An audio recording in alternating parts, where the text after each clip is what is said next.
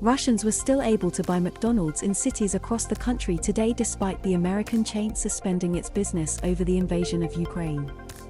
Fast food fans in Moscow, St. Petersburg, Volgograd and Ufa were queuing for burgers today almost a week after McDonald's said it was quitting the country. Meanwhile, a superfan was arrested and fined in Moscow after chaining himself to the front of a restaurant to protest it closing.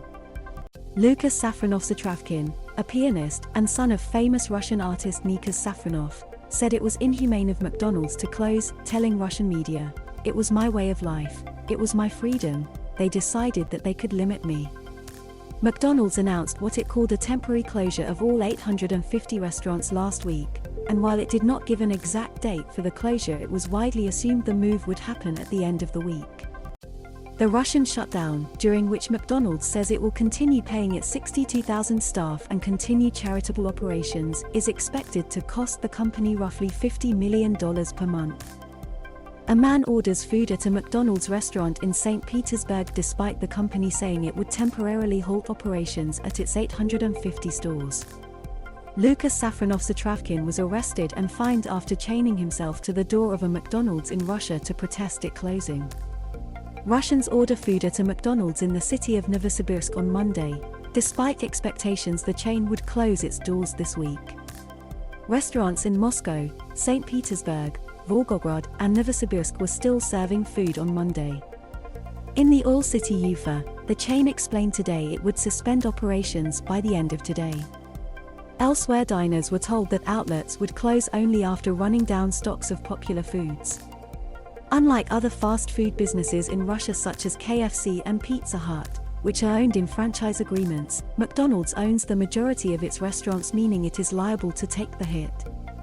Many of the open burger outlets were almost empty because Russians had expected them to be closed. RIA Novosti reported that some outlets were remaining open today while they complete production processes. Russian politicians have threatened to nationalize the assets of Western firms pulling out of Russia.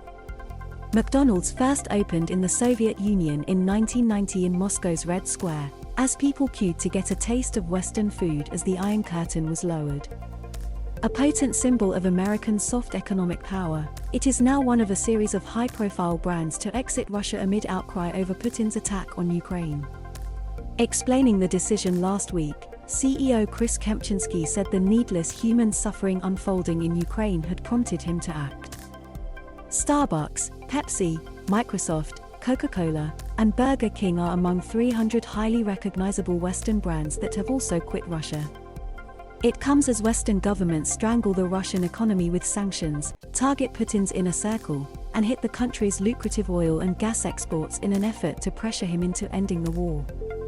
Fast food fans in Rostov, southern Russia, order burgers at McDonald's as the chain continues to operate 6 days after it said it would close. Drivers order takeaway food from a McDonald's in Volgograd, central Russia, on Monday as the burger chain continued to operate. Russian authorities, facing potential economic calamity as Western sanctions take hold, have threatened foreign companies hoping to withdraw from the country with arrests and asset seizures, the Wall Street Journal reported Sunday. Russian prosecutors have issued warnings to several foreign entities via calls, letters, and in-person visits, including to Coca-Cola, McDonald's, Procter & Gamble, IBM and Yum Brands, the parent company of KFC and Pizza Hut, according to the Business Daily, citing sources familiar with the matter. They have threatened to arrest officials who have criticized the government or to seize assets, including intellectual property. The warnings have prompted at least one of the targeted companies to limit communications between its Russian business and the rest of the company, out of concern that emails or text messages among colleagues may be intercepted, some of the people said, according to the Wall Street Journal. The Russian embassy in the United States on Sunday dismissed the report as fake. "We urge local media to abandon the vicious practice of spreading fake news. The Wall Street Journal opus is pure fiction," it said on Facebook. It added that the decision to continue business activities in Russia is entirely up to the Americans. Russia has faced unprecedented sanctions imposed by Western governments after the invasion of Ukraine, with a growing list of companies announcing their withdrawals from the country or their plans to suspend activities there. Russian authorities have boosted efforts to prevent money from leaving its borders and to support the ruble, which has already seen a precipitous drop in value against the dollar. Without using the word nationalization, Russian President Vladimir Putin has said he is in favor of appointing external administrators to head such foreign companies in Russia in order to transfer them to those who want to make them work. A 13-year-old boy lays in hospital after being injured in Russian airstrikes on Kiev, Ukraine. An apartment building in Kiev burns on Monday morning after being struck by Russian missiles. The prosecutor's office on Friday meanwhile ordered strict control of companies that had announced a suspension of their activities in Russia, warning especially of increased monitoring of labor legislation compliance, under penalty of prosecution. Coca-Cola, McDonald's, Procter & Gamble and Yum Brands did not respond to requests for comments by AFP Sunday. Meanwhile, European Union diplomats on Monday agreed to add Chelsea Football Club owner Roman Abramovich to the EU list of Russian billionaires sanctioned after Moscow's invasion of Ukraine, two diplomatic sources said on Monday. The informal green light to Abramovich's listing came in a meeting on Sunday, one source said, and the EU envoys will reconvene at 11 o'clock GMT on Monday to adopt the measure and a further set of economic sanctions against Russia. Sanctions will be effective only after publication on the EU's official journal, which usually happens within hours or the day following formal approval.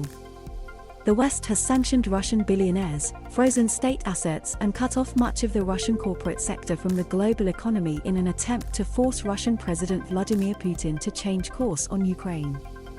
In what would be the fourth package of EU sanctions against Russia since its February 24 invasion of Ukraine, the 27-nation bloc will ban the export of luxury goods to Russia, including expensive cars.